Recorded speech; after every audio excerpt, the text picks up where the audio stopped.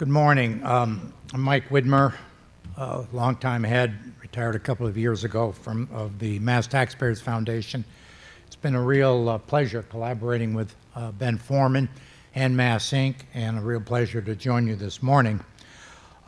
It's been a long morning, and I don't want to get into too many numbers, but I want to highlight the findings of our report because they fit perfectly into the themes of this morning. Number one, this is really, in my view, the takeaway for our report and the overarching finding. On the one hand, here you'll see that spending for DOC and the sheriffs, the county facilities, has grown from 2011 to 2016 by 18%. Almost $200 million. At the same time, the prison population has dropped almost 3,000 people, from around 24,000 to 21,000. For DOC, there's been an increase in the budget of 12% and a decline of 8% in the population.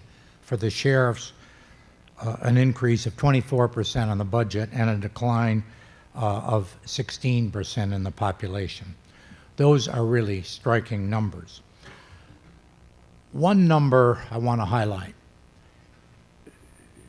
Yes, it takes time to make adjustments when you have fixed costs between adjustments. On the one hand, fixed costs are rising, on the other hand, a declining prison population.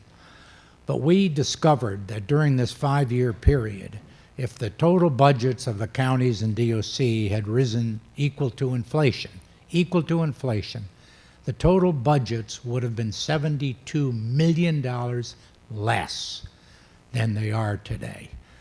So that is a potential savings, even allowing for increase in inflation, by $72 million. And when we talk about reallocating resources to reduce recidivism and so forth, the entire theme of this morning, that is a huge pot of money.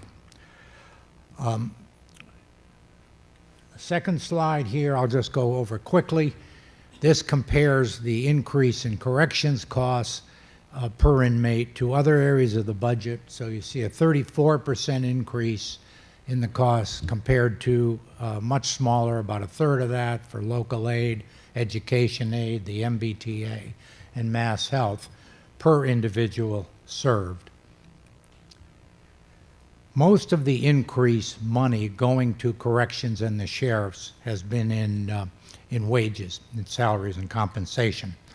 A total growth of about, between DOC and the sheriffs, of 19%.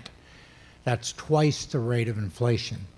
So you can see again the same point I mentioned a moment ago, that yes, we would expect perhaps some inflationary growth, but not double the inflationary growth for compensation. This slide shows on the left the sheriffs a decline in population of 16%, but at the same time an increase in headcount overall of 5% and in security supervision staff of 9%. Now on the right, DOC has had a reduction in staff closely resembling or reflecting the decline in the population. But what's interesting is, despite that fact, DOC's employee compensation costs have risen by 18%, even with a decline in headcount and staff. This is the corollary, if you will, to the first slide.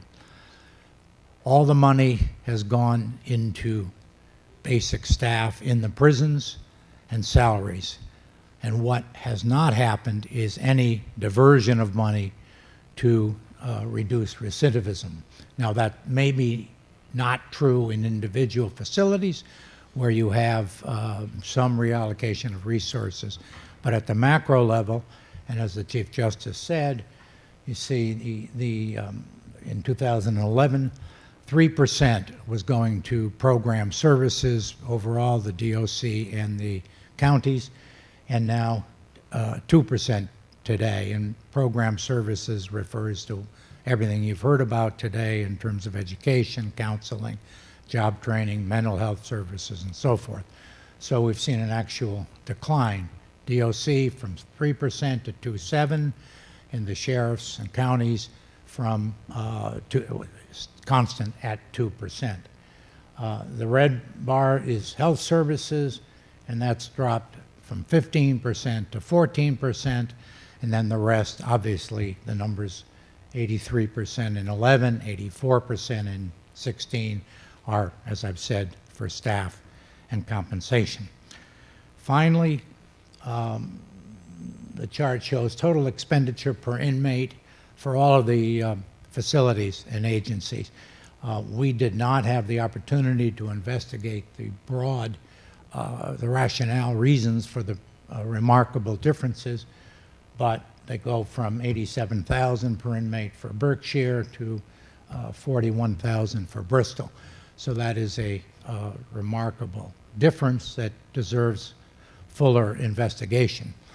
In turning it over to Ben, who's going to talk about the recommendations, I just want to say I think the theme of our recommendations, which has been highlighted all morning, but the editorial in the Boston Globe this morning, which I think captured excellently the findings in the report and the thrust of all of our recommendations.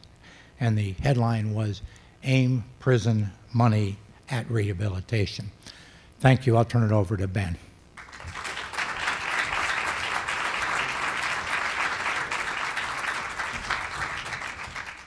So quickly, a few thoughts, our best thinking on where do we go from here. The first recommendation is to create a line item in correctional budgets for evidence-based services. I mean, really, we should rethink the process of correctional budgeting. When we budget for our schools, which also have high fixed costs as well as variable costs, it's on a per-student basis. So this time of year, we're reading about school districts all over the state, many more school districts than there are correctional facilities, that are forced with letting teachers go because their numbers are coming down for the next school year. And our correctional staffing should look similar to that. I think we should also think about this as not as local aid dollars. This isn't a community's choice of paving a sidewalk or sprucing up a ball field. All these costs are the state's. And to the extent the state can make an investment that's going to prevent it from occurring costs down the road by paying for recidivism reduction, it should build that into the budget. So we should be able to say, this is how much prison education makes sense to provide, this is how much behavioral health treatment and therapy it makes sense to provide, this is how much reentry services and caseworkers it makes sense to provide. Put that all into the budget. That is not a fail-safe by any means. We had a line item for prison education. Somehow we zeroed that out, even as more and more evidence was from the researchers pointing to the fact that prison education is one of the easiest things to do well and get a return from. And certainly a high-set degree is not enough to give somebody in our Commonwealth a second chance. That's about all we're doing in our correctional facilities today. These 2,000 folks back in the 90s were getting college education. I talked to a community college president recently who said they would never in a million years think about providing degree granting programs in correctional facilities because they don't have the money to do it well on their campuses today with their typical student, nonetheless a much harder student to serve. So we need to figure out what it costs to do that well, put it in the budgets so it's auditable and we can see everybody had a chance to do this. Are they spending the money toward that and are they getting their return for that?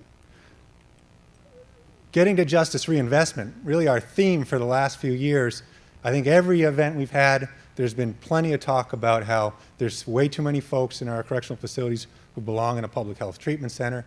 Obviously, with a 3,000 bed reduction in recent years in correctional populations, there was a chance to take that money out of the system and put it into the public health treatment system. Imagine what that would have done. Just the variable cost savings, not the average cost, the $6,000 a year in variable cost savings we should have accrued could have paid for 600 treatment beds. That's a 25% increase in treatment system capacity in our Commonwealth. I don't think anybody knows how many residential treatment beds we need, but I think everybody could agree we need at least that many. and we could have paid for them if we had had more discipline. Third, creating mechanisms to reinvest in our communities.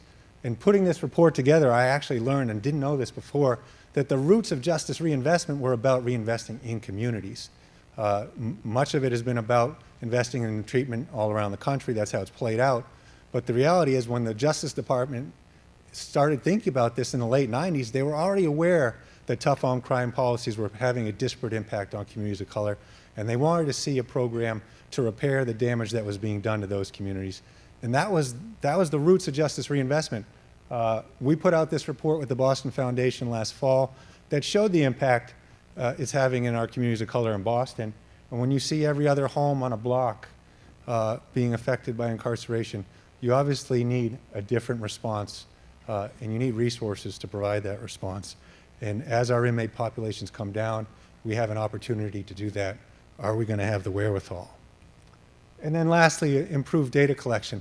The only reason why we were able to do this report was because the Office of the Comptroller, responding to some of the transparency legislation, provided all of the open checkbook data in an even more accessible way. So there's great information on correctional spending and staffing out there that researchers can draw from today. It's still very dirty data. I wouldn't be surprised if there's real issues with our numbers, but they're the best numbers we can produce with the data we have available today. We had to go through 1,500 different titles to classify staffing patterns in sheriff's departments. I don't think we have it up yet, but later this week we will put up all our tables for how we categorized things, and other people can work with them, and we encourage people to continue to explore these data. But I think we've heard this morning lots about how justice reinvestment is based on good data. We are investing in data systems. Now we need to standardize the protocols and start to really use it together to make good decisions as a community. So just to summarize, I think our main point with this research is that declining inmate populations creates a real opportunity for us to do justice reinvestment in a robust way. The proposal that's on the table now is $3.5 million. It's a good start. It's less than 0.1% of correctional spending in Massachusetts. I think we can do better. And we should do better for the correctional administrators in our Commonwealth who have worked hard. I think every county there's a new story about something that's really creative. We're getting attention actually for that work all around the country. But in order to build on it and take it to scale and get the best public safety benefits we can from it, we need to help our correctional administrators overcome the inertia in their budgets. And so lastly, that should be something we talk about over the next few months.